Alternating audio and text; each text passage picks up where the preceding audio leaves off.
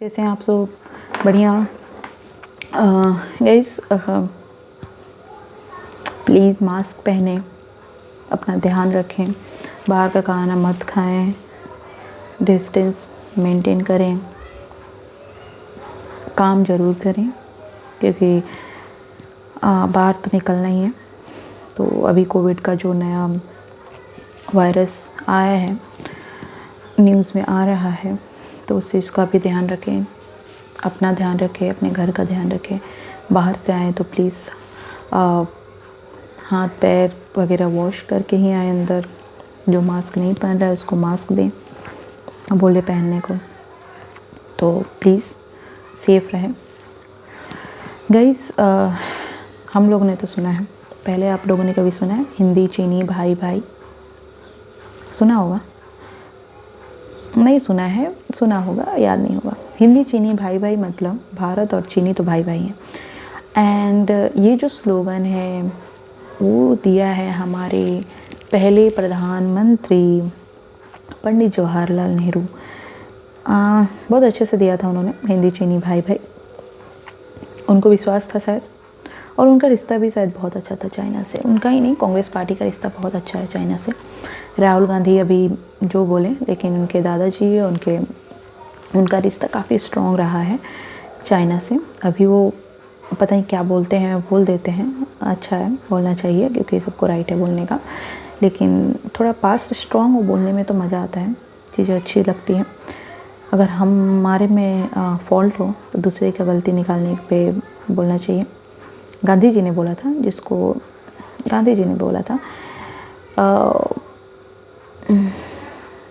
जिसको लोग बहुत, गांधी जी को हम सब मानते हैं, और गांधी परिवार के स्पेशली अगर मैं बात करूँ तो गांधी के जी के विचारों पे चलते हैं उन लोगों की मैं बात कर रही हूँ। तो उन लोगों ने, उनका कहने का मतलब ये है, गांधी जी ने बोला था कि अगर किसी चीज़ को सुधारना है या कुछ करना है तो सबसे पहले अपने में सुधार लाइए। तो कांग्रेस को थोड़ा सा सुन लेना चाहिए। खैर, आते हैं टॉपिक पे। तो आप लोगों को पता होगा यूनाइटेड नेशन सिक्योरिटी काउंसिल के मेंबर होते हैं, और कई मेंबर हैं, 193 मेंबर है, लेकिन उसमें से सिर्फ 5 हैं जो परमानेंट मेंबर है। अच्छा, तो परमानेंट मेंबर क्यों कोई बनना चाहता है? कुछ तो होगा परमानेंट मेंबर बनने के लिए, कुछ फ़ायदे होंगे ही परमानेंट मेंबर के। तो फ़ायदे ये हैं कि उनको वीटो पावर मिलता है। और वीटो पावर किसको मिलता है? तो यूएन में जो परमानेंट मेंबर हैं उनको ही मिलता है वीटो पावर।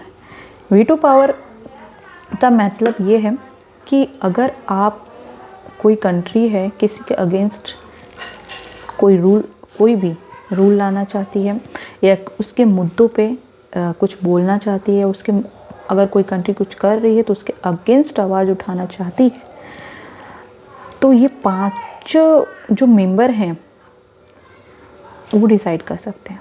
लेकिन अगर ये 5 मेंबर में से 4 येस हैं और 1 का नो है तो उसे कंसीडर नहीं किया जाएगा। तो एक स्पेशल पावर मिलती है उस चीज़ का, वो होता है वीटो पावर, जो अपना पावर यूज़ कर सकते हैं, और ये सिर्फ परमानेंट मेंबर के लिए बात होती है। अगर मैं बात करूँ कि हमारा जो हेल्प ज़्यादातर किसने किया है, तो रशिया ने को वीटो पावर है, वो परमानेंट मेंबर है। अच्छा, परमानेंट मेंबर कौन कौन से हैं?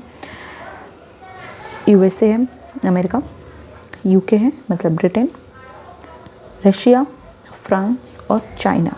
ये 5 हैं मेंबर परमानेंट जो को वीटो पावर मिली है। ये वीटो पावर, रशिया हमको बहुत बार हेल्प किया है। वो 1957 में हो, जब कश्मीर मुद्दे पे बात हो रही थी, उस टाइम पे रशिया ने वीटो पावर से भारत का पक्ष लिया। उसके अलावा 1961, 1962 ऐसे में रशिया ने बहुत ज़्यादा पक्ष लिया है भारत का। तो ये होता है वीटो पावर, जो अपना एक पक्ष ले सके। अगर कोई भी मुद्दे पे अगर हमें एक्शन लेना है, तो अगर 4 मेंबर यस हैं, अगर 1 मेंबर भी बोलता है नो, तो ये हमें वो नो रहता है, उस पर कोई नहीं लिया जा सकता है। तो वीटो पावर सिर्फ मिलता है यूएन के परमानेंट मेंबर को। ओके, क्या भारत, कभी सुना होगा कि नेहरू जी ने यूएन में परमानेंट मेंबर बनने का चाइना का सपोर्ट लिया था। बात है 1950 से शुरू होती है। 1945 में ही यूएन की स्थापना हुई थी और इसका हेड क्वार्टर है न्यूयॉर्क। और उस टाइम पे भारत एक रिपब्लिकन कंट्री बना था 26 नवंबर 1950 को, और उसके कुछ ही महीने पहले 1949 को चाइना कम्युनिस्ट कंट्री बना था। तो लोगों का कहना था जो 4 मेंबर थे यूएन में, 5 मेंबर परमानेंट होने चाहिए, जिसमें 4 मेंबर बन चुके थे, फ्रांस, अमेरिका, रशिया और यूके। तो ये चाहता था कि भारत बने। उस टाइम पे भारत आज़ाद हुआ था, तो भारत बने, लेकिन भारत का कहना था कि वो तैयार नहीं है, वो चाहता है कि चाइना बन जाए। लेकिन जो मेंबर थे वो 4 मेंबर वो नहीं चाहते थे कि चाइना बने, क्योंकि वो नहीं चाहते थे कि एक और कम्युनिस्ट कंट्री यहाँ पे आए, क्योंकि ऑलरेडी रशिया थी कम्युनिस्ट कंट्री। वो चाहते थे भारत बने। सदस्यता मिले चाइना को, लेकिन परमानेंट में भारत को मिले।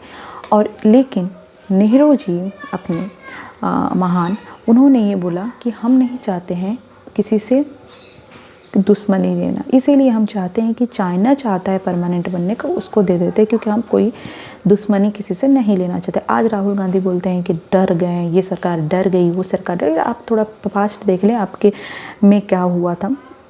तो नेहरू जी ने वो चीज़ें बोले कि हम दूसरा लड़ाई नहीं चाहते हैं, कोई कोल्ड वॉर नहीं चाहते हैं, इस वजह से हम रिश्ता ख़राब नहीं करना चाहते, इसीलिए उनको दे दी जाए, ये इनका कहना था। बोलते थे कि हम मैं लूँ या आप लो, बात बराबर है, हम दोनों भाई भाई हैं। और उसी का नतीजा 1962 में हुआ, जब चाइना ने इंडिया पे आक्रमण किया। वो हमारा हिंदी चीनी भाई भाई का एक बहुत बड़ा एग्जाम्पल था, और नेहरू जी की सोच का एक बहुत बड़ा एग्जाम्पल था कि वो क्या सोचते हैं। तो उस वजह से आज इंडिया कोशिश में है कि परमानेंट मेंबर बने, लेकिन उस टाइम पे ये गलती आज देखनी चाहिए, किस वजह से इंडिया भारत जो है यूएन का परमानेंट मेंबर नहीं बना। तो ये दोस्ती है बहुत पुरानी कांग्रेस और चाइना की, जो कि चलती आ रही है, आगे भी चलती रहेगी, जो कि अभी देखने में आ रहा है।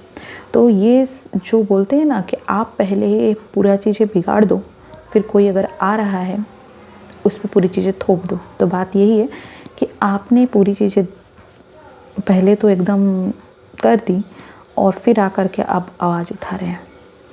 तो ये चीज़ें सोचनी चाहिए थोड़ा।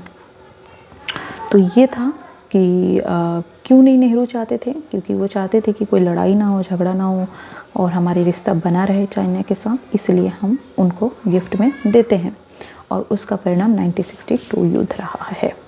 तो चलिए ठीक है, चलते हैं नेक्स्ट वीडियो में कुछ नए टॉपिक के साथ, कुछ इंटरेस्टिंग चीज़ों के साथ हम देखेंगे। यूएन का हेडक्वार्टर कहाँ है? न्यूयॉर्क में। यूएन में कौन कौन से 5 मेंबर है? ये हैं। वीटो पावर किसको मिलती है? यूएन के परमानेंट मेंबर को।